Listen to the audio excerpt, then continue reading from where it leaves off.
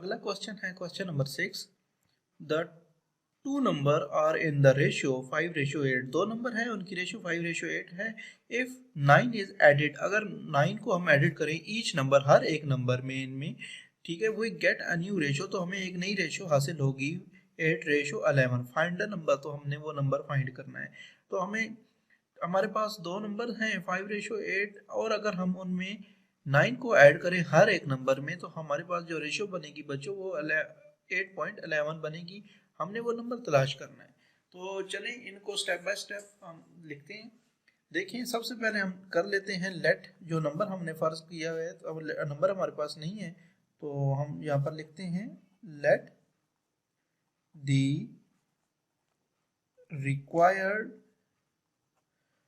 जो नंबर है हमारे पास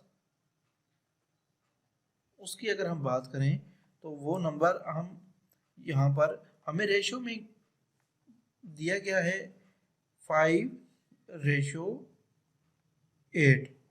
तो देखें हम x नंबर को लेट कर लेते हैं यहाँ पर पीछे, और उसको 5 के साथ भी लगा देते हैं और 8 के साथ भी उसको ऐड कर देते हैं।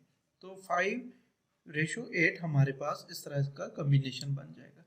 अब देखें आगे हमें जो कहा गया है वो ये है कि जो कंडीशन है, अकॉर्डिंग टू कंडीशन, यहाँ पर लिख लेते हैं स्टेटमेंट, अकॉर्डिंग टू गिवन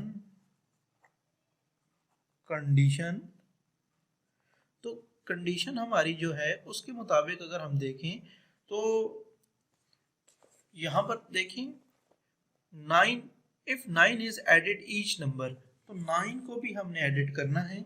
यानी कि अगर हम इस तरह इसको लिखें 5x + 9 ओवर जो दूसरा हिस्सा है हमारा वो है 8x, इसमें भी हमने +9 करना है क्योंकि ईच नंबर की बात हो रही है।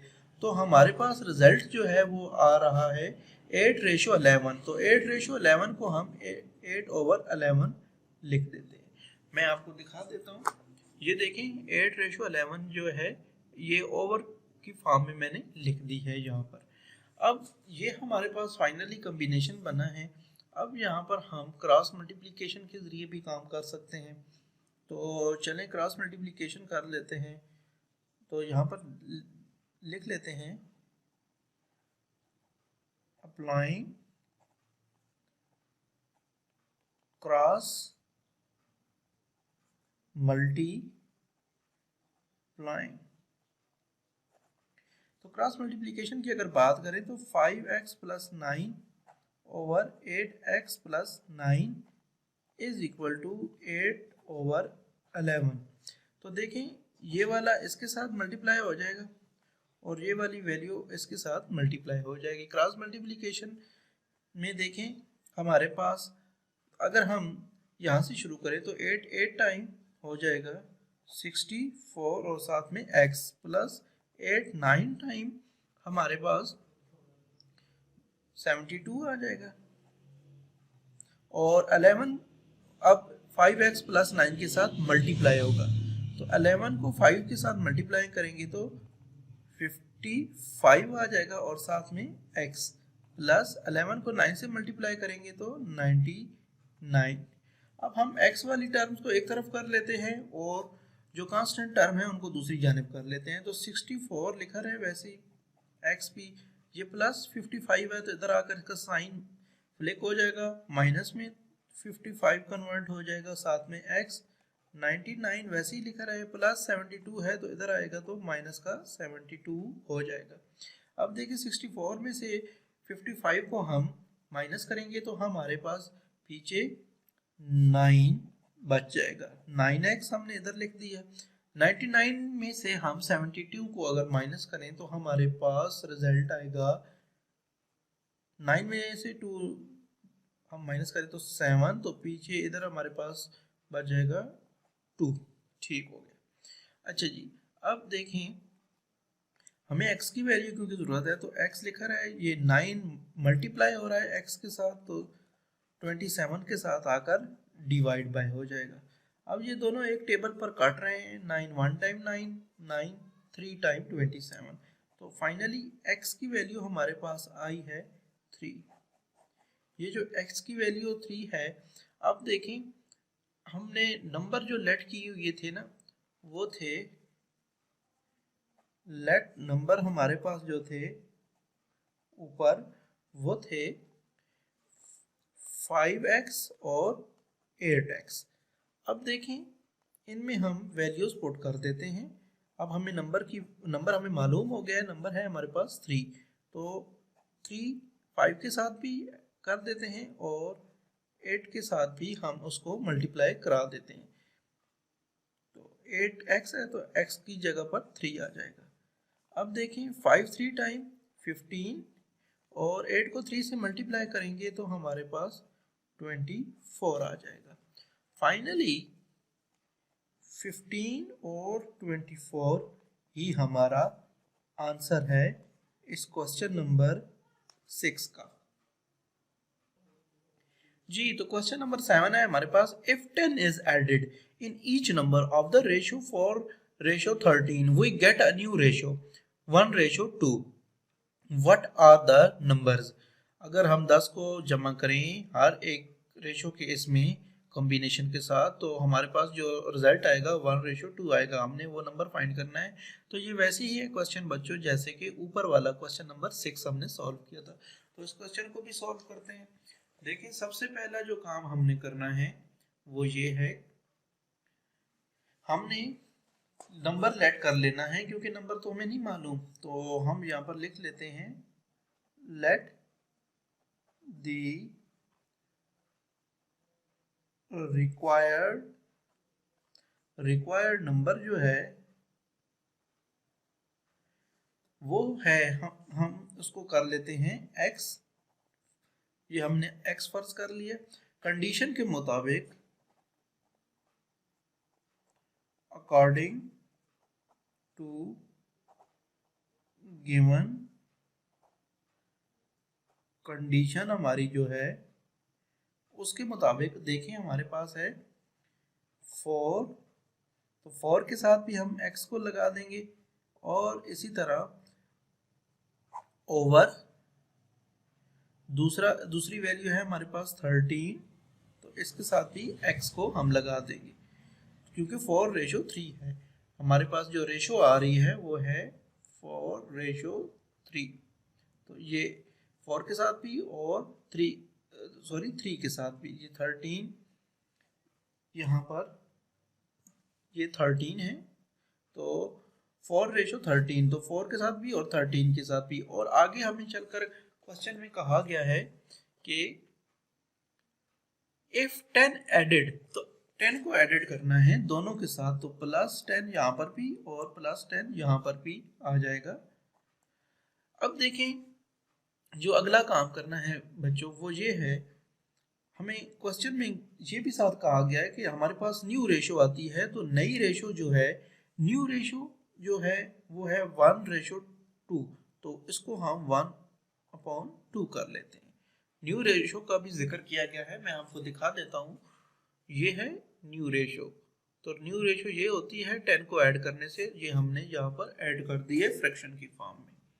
अब देखें सेम सिचुएशन है, तो यहाँ पर हम वही क्रॉस मल्टीप्लिकेशन करते हैं। तो यहाँ पर हम पहले स्टेटमेंट लिख लेते हैं, अप्लाइंग क्रॉस मल्टीप्लाई। तो देखें हमारे पास है 4x + 10 over 13x + 10 is equal to 1/2। तो अब हमने क्रॉस मल्टीप्लिकेशन देनी है, तो देखें इसको हम इससे मल्टीप्लाई करा देंगे वैल्यू को, डिनोमिनेटर वाली वैल्यू को हम 1 के साथ मल्टीप्लाई करा देंगे। अब 4 को 2 से मल्टीप्लाई करें तो 8x + 10 2 time 20 is equal to 1 को 13 से मल्टीप्लाई कराएंगे तो 13x + 1 को 10 से मल्टीप्लाई कराएंगे तो 10। अब हम देखें x की वैल्यू को एक तरफ कर लेते हैं और कांस्टेंट वैल्यू को एक तरफ कर लेते हैं। अब 8x वैसे ही लिखा रहा है, ये प्लस 13x है, इधर आएगा तो माइनस के 13x हो जाएंगे, इज इक्वल टू ये प्लस 10 है, इधर से प्लस 20 दूसरी जानब जाएगा तो माइनस का 20 हो जाएगा। माइनस 13 में से 8 को अगर हम माइनस करें तो हमारे पास जवाब आएगा, x की वैल्यू बनेगी 10 और मजीद टू हम इसमें से माइनस करें तो 5x, और क्योंकि ये माइनस है तो साथ में माइनस आ जाएगा। अब देखें माइनस 20 है और ये 10 है तो माइनस वाली वैल्यू बड़ी है, लिहाजा माइनस आएगा यहाँ पर भी, और 20 में से 10 को माइनस किया तो हमारे पास पीछे 10 बच गया। अब देखिए ये वाला माइनस और ये वाला माइनस, ये माइनस माइनस प्लस हो जाएंगे। अब हमें x की वैल्यू चाहिए तो ये x लिखा रहा है और इधर से 10 भी लिखा रहा है। देखें 5 मल्टीप्लाई हो रहा है x के साथ, इधर आकर डिवाइड बाय हो जाएगा तो 5 1 टाइम 5, 5 2 टाइम 10। फाइनली हमें x की वैल्यू जो हासिल हुई है वो हुई है 2। अब ये जो वैल्यू 2 हमें हासिल हुई है, इसको हम अपने जो नंबर हमने लेट किए हुए थे उन ऊपर उनमें हम ऐड कर देते हैं। तो यहाँ पर स्टेटमेंट लिख लेते हैं देयरफॉर, आप चाहें तो थस भी लिख लें, तो थस 10 में लिखने से ये वो भी ठीक है और देयरफॉर लिख दें तो वो भी सही है। आप पर अपने पे डिपेंड करता है आप कौन सी स्टेटमेंट देना चाहते हो। हमारे पास दो नंबर थे 4x और दूसरा नंबर था हमारे पास 13x। तो देखें 4 लिखा रहा है, x की वैल्यू 2 है तो ये पुट कर देते हैं 4 2 टाइम 8, और 13 है, x की वैल्यू हम पुट कर देते हैं यहाँ पर भी 2। तो देखें 13 को 2 से मल्टीप्लाई करेंगे तो 26। फाइनली 8 और 26 वो नंबर हैं रिक्वायर्ड, ठीक है। और यही हमारा आंसर है क्वेश्चन नंबर 7 का। जी तो हमारा अगला क्वेश्चन है question number 7। Question number 8, question number 8 में है find the cost of 8 kg of mangoes. 8 kg mangoes की हमने कॉस्ट फाइंड करनी है। इफ 5 kg मैंगोज, अगर 5 kg किलोग्राम मैंगोज की कीमत हो RS 250, 250 रुपये हो अगर 5 किलो आमों की कीमत, तो हमने 8 किलो आमों की कीमत को फाइंड करना होगा। तो चलिए सबसे पहले स्टैटिस्टिक की जानिब चलते हैं। तो हमारे पास जो गिवन डेटा है उसके मुताबिक 5 kg जो है मैंगोज हैं जो, उनकी अगर हम कॉस्ट देखें ना, कॉस्ट हमें दी गई है वो है RS 250। इसी तरह 8 kg मैंगोज जो हैं उनकी कॉस्ट हमने मालूम करनी होगी। देखिए जो सबसे पहली चीज़ है, हम इसको प्रोडक्ट ऑफ मीन और प्रोडक्ट ऑफ एक्सट्रीम की एंगल से कर लेते हैं। तो हम यहाँ पर लिख देते हैं product of means is equal to product of extreme. ये आपकी बुक पर फार्मूला दिया गया है बच्चों। तो इसमें देखिए प्रोडक्ट ऑफ मीन की बात अगर हम करें तो हमें नहीं पता, क्योंकि 5 kg की मैंगोज की तो हमें क्वांटिटी पता है, तो जो हमने मालूम करनी है वो अननोन है कॉस्ट 8 kg की। तो हम यहाँ पर लिख देते हैं लेट नंबर जो x हमने फर्ज किया हुआ है, यहाँ पर हम ये भी स्टेटमेंट लिख लेते हैं लेट नंबर इज x जो हमने फर्ज किया हुआ है। तो मीन और एक्सट्रीम के एंगल से बात करें तो देखें हमारे पास 5 इंटू x आ जाएगा, और दूसरी जानेब हमारे पास 8 मल्टीप्लाई 8 आए हैं, हमारे पास 8 kg है क्योंकि, तो 8 मल्टीप्लाई 250 जो कास्ट है उसको हम इधर लिख देते हैं। अब हमें x की वैल्यू क्योंकि फाइंड करनी है, x को हमने लेट किया हुआ है तो ये x वैसे ही लिखा रहा है 8 मल्टीप्लाई 250 ओवर ये 5 मल्टीप्लाई हो रहा है तो दूसरी जानिब आकर डिवाइड बाय हो जाएगा। अब देखें 8 मल्टीप्लाई 250 ओवर 5, इसको अगर हम कैलकुलेटर पर करें तो हमारे पास रिजल्ट कुछ इस तरह से आएगा। देखें 8 मल्टीप्लाई 250 जो है 8 मल्टीप्लाई 250 डिवाइड बाय 5, तो ये हमारे पास 400 वैल्यू आ रही है। ये देखा है आपने 400 वैल्यू, तो ये x की कीमत हमारे पास आ गई है 400। तो ये हम यहाँ पर लिख देते हैं। ये क्योंकि r है सर तो हम पीछे इधर RSP लिख देंगे। इतने रुपीस 8 किलो आमों की कीमत होगी, यानी कि 400 रुपये। और यही हमारा आंसर है इस क्वेश्चन का। जी, तो हमारा जो अगला क्वेश्चन है क्वेश्चन नंबर 9 है। If a ratio b 7 ratio 6 हो, a रेशो b की वैल्यू हो 7 ratio 6, find the value of 3a plus 5b ratio 7b minus 5a। तो इस क्वेश्चन को हम करते हैं।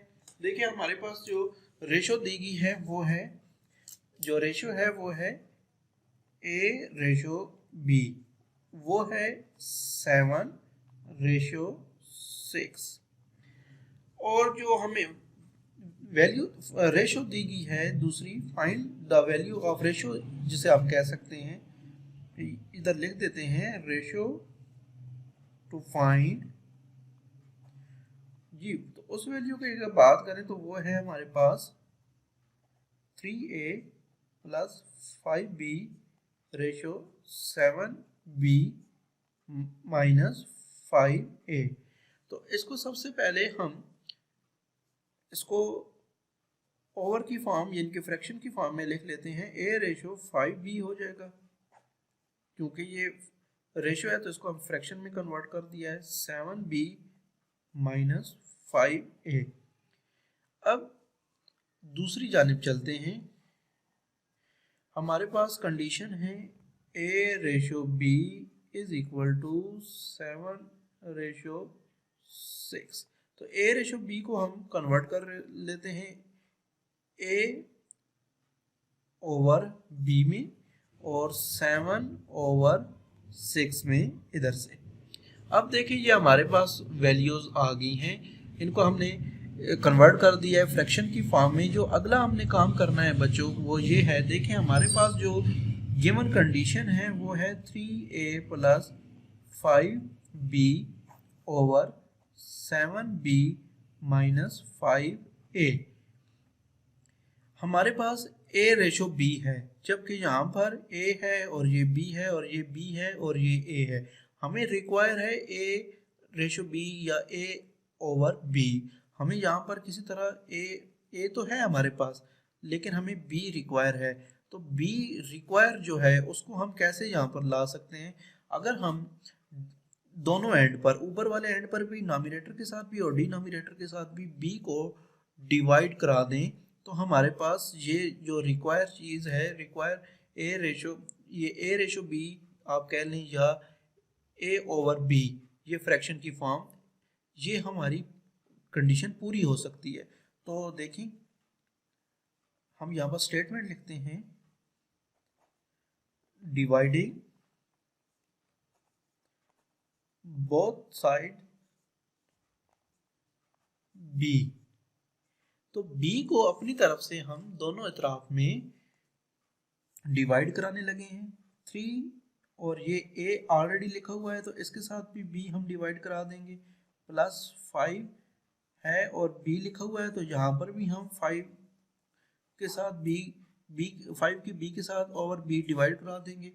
इसी तरह देखें 7 है तो 7 लिखा रहा है तो ये b है तो यहाँ पर भी हम b को डिवाइड करा देते हैं, माइनस 5 लिखा रहा है और ये a है तो a के साथ भी हम b को डिवाइड करा देते हैं। अब देखें जो हमारे पास वैल्यू होगी वो होगी ये 3 वैसे ही लिख रहा है और a ओवर b यहाँ पर आ जाएगा, प्लस ये 5 लिखा रहा है वैसे ही, ये b और ये वाला b आपस में कैंसिल हो जाएंगे और 7 देखिए 7 है, 7 के साथ भी b ऊपर वाला और नीचे वाला b कट जाएंगे और 7 हम यहाँ पर लिख देंगे, माइनस ये 5 वैसे ही लिखा रहे a ओवर b हम यहाँ से उठाकर यहाँ पर लिख देंगे। अब देखें हमारे पास जो हमें चीज़ रिक्वायर थी वो ऑलमोस्ट गेट हो गई है, 3a ओवर b और 5a ओवर b। तो जो b एक्स्ट्रा था वो कैंसिल हो गया और जो a था उसको हमने कॉम्बिनेशन उसका b के साथ बना लिया है। अब ये वाली जो इक्वेशन है इसमें हम वैल्यू पुट करते हैं 7 ओवर 6, यानी कि a रेशो b की जगह पर यहाँ पर a रेशो b की जगह हम पुट करने जा रहे हैं 7 ओवर 6 जी। तो ये देखें a over b is equal to 7 over 6 और दूसरी जानिब नीचे 3ab। तो यहाँ पर सबसे पहले 3 को वैसे ही लिखा रहने देते हैं। a ओवर b की वैल्यू है 7 ओवर 6, तो ये हम पुट कर देते हैं, प्लस 5 वैसे ही लिखा रहने दें ओवर, देखें ये 7 है, इस 7 को हम वैसे ही लिखा रहने देते हैं, माइनस ये है 5 तो 5 लिखा रहे a ओवर b। तो a ओवर b की वैल्यू हमारे पास है 7 ओवर 6, तो इसको हम यहाँ पर पुट कर देते हैं। अब देखें 3 1 टाइम 3 2 टाइम 6, ये दोनों आपस में कैंसिल हो गए, 1 7 टाइम 7 ओवर 2 प्लस वैसे ही लिखा है और 5 भी हम नीचे लिख लेते हैं ओवर 7 लिखा है वैसे ही, माइनस 5 और 7 आपस में नहीं कट हो सकते तो 5 को 7 से मल्टीप्लाई करेंगे तो 35 आ जाएंगे हमारे पास ओवर 6। मज़ीद अगर हम इसको चलाएं तो देखें अब हम क्या कर सकते हैं, इसमें हमारे पास यहाँ पर देखें 7 ओवर 2 है और ये 5 है, तो हम फर्ज कर लेते हैं यहाँ पर ओवर 1 लगा हुआ है और इधर भी हम 7 है तो इसके नीचे इनफैक्ट ओवर 1 ही है। तो अब देखें इनका हम एलसीएम ले लेते हैं। तो एलसीएम अगर हम लें तो ऊपर हमारे पास एलसीएम आ जाएगा 2 और 1 का एलसीएम लेने से 2 आ जाएगा। अब देखें 2 1 टाइम 2 और ऊपर आ जाएगा 7, 1 2 टाइम 2 और 2 को 5 से मल्टीप्लाई करें तो हमारे पास आ जाएगा प्लस 10। उम्मीद है आपको बच्चों एलसीएम लेना आता होगा। नीचे अगर इस जाने पाए तो 1 और 6 है तो इनका एलसीएम तो 6 आएगा। 1 6 टाइम 6 होता है, 6 को 7 से मल्टीप्लाई कराएं तो 42 और बीच में माइनस है तो ये माइनस हम यहाँ पर लगा देंगे। 2 का टेबल 6 पर 3 टाइम और 2 का टेबल जो है वो 6 पर 3 टाइम जा रहा है और अगर हम ये 6 है, 6 को हमने इस पर लेकर जाना है तो ये हमारे पास हो जाएगा, देखें 1 को 6 से मल्टीप्लाई किया तो हमारे पास 6 आया, 6 को 7 से मल्टीप्लाई करेंगे तो 42 माइनस, अब ये जो 6 है इसको हमने 6 पर लेकर जाएंगे। 6 का टेबल 6 पर 1 टाइम जाता है, 1 को 35 से मल्टीप्लाई करेंगे तो हमारे पास 35 ही आ जाएगा। अब देखें ये बीच में ओवर है, एक नीचे ओवर है और एक ऊपर ओवर है, तो यहाँ 10 में प्लस कर देंगे 7 तो हमारे पास आ जाएगा 17 ओवर 2 और इसी तरह ये वाला जो ओवर है हम यहाँ पर लगा लेते हैं। 42 में से 35 जो है हम माइनस करेंगे, हमारे पास आ जाएगा 7 और ये 6 हम नीचे लगा देते हैं, ये वाला 6 हम वैसे ही नीचे ये लगा देंगे। अब जो अगला हमारा काम है देखिए 17 ओवर 2 वैसे ही लिखा है, ये वाली जो वैल्यू है इसको हम रेसिप्रोकल कर देते हैं। तो जैसे ये रेसिप्रोकल होगी तो ऊपर की जानिब आ जाएगी, जो ऊपर आएगी तो हमारे इस तरह की वैल्यू ये हो जाएगी। ये डिनोमिनेटर जो है ये नोमिनेटर की पोजीशन में आ जाएगा, ऊपर 6 आ जाएगा ओवर, और ये नोमिनेटर जो है ये डिनोमिनेटर की पोजीशन पर आ जाएगा, यानी कि ये वैल्यू उलट जाएगी ऐसे। ठीक है, तो इसकी कंडीशन हो जाएगी 7 नीचे आ गए और 6 ऊपर आ गए। अब देखते हैं ये अगर कट हो सकते हैं तो इनको कट कर देते हैं। 2 1 टाइम 2, 2 3 टाइम 6, तो 17 को अगर 3 से मल्टीप्लाई करें तो हमारे पास आ जाएगा 51, और 1 7 टाइम 7 ही होगा। फाइनली 51 ओवर 7 हमारे पास वैल्यू आ गई है, और ये जो वैल्यू है यही हमारा आंसर है। हो सकता है आपकी बुक में बच्चों 5 ये ऐसे हो 51/7, तो ऐसे भी आंसर ठीक है और ऐसे भी आंसर, दोनों ये आंसर ठीक है। यही हमारा आंसर है इस क्वेश्चन का।